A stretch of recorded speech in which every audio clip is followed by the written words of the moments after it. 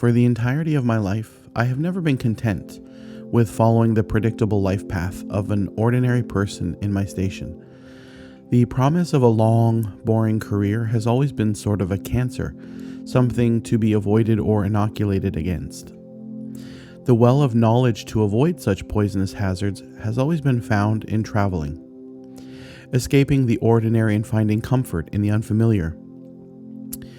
Growing up during my seemingly unending schooling, I would always stare out the window during class like a bird in a cage. I'd wonder, when will I be paroled from this juvenile incarceration for which I found myself? When will I be free to set my own course? Being bound to a family and a requisite education always seemed a sentence, undeserving for a crime I had no knowledge of committing.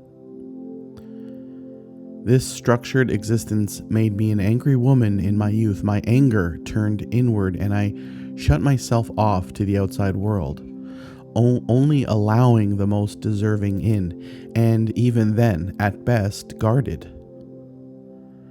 At the conclusion of a mediocre university career, I was finally able to break free from the chains of familial bonds and escape to the glory of willful homelessness.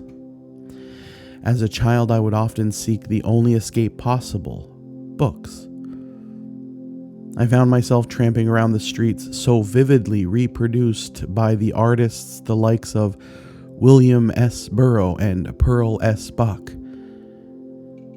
Now I was free to revisit these strange places, to finally obtain an education worthy of having. The visions of Seoul, Korea, the idea of an exotic Orient with servile women in classic garb and bearded wise men sitting around a sparsely populated sitting room, is no more. Indeed, the shared vision of the Far East and the republic for which I occupy is one of a megacity lit by the harsh glow of sodium vapor lamps and neon. A city densely populated, humid, and filled with beautiful, busy people driving foreign cars. Seoul is a city of conspicuous consumption.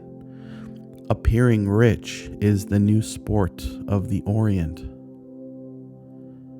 The sickness of the West has now spread through the veins like an opiate choking the East. Capitalism and the drive to acquire has left Korea clamoring for the finest fare from abroad. It isn't the place I read about nor dreamt of as a child. A country formerly wary of alien nations, the barriers of trade and culture have come crashing down. Walking through Seoul, I see only traces of its once exceptional history. Like shadows dancing on a wall, I get brief glimpses, and then it's gone. Beautiful homes and communities bulldozed and replaced with the next trendy chain of restaurants, offering the promise of conformity. The ancient Orient, the country that I came here to see, is rapidly disappearing. It's not until I head south of Korea's capital do I find the promise of Korea's past before me.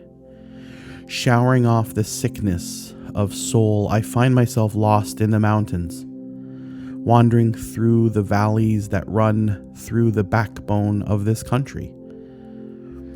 Isolated homes and small villages reminiscent of a past that is deserving, proud, and rich.